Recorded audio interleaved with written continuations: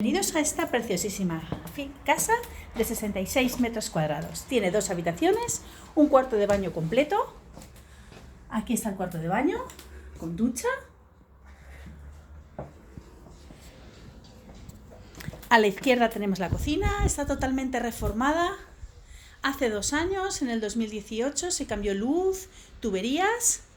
Se deja tal cual. Aquí tenemos una de las 2 habitaciones, con una galería.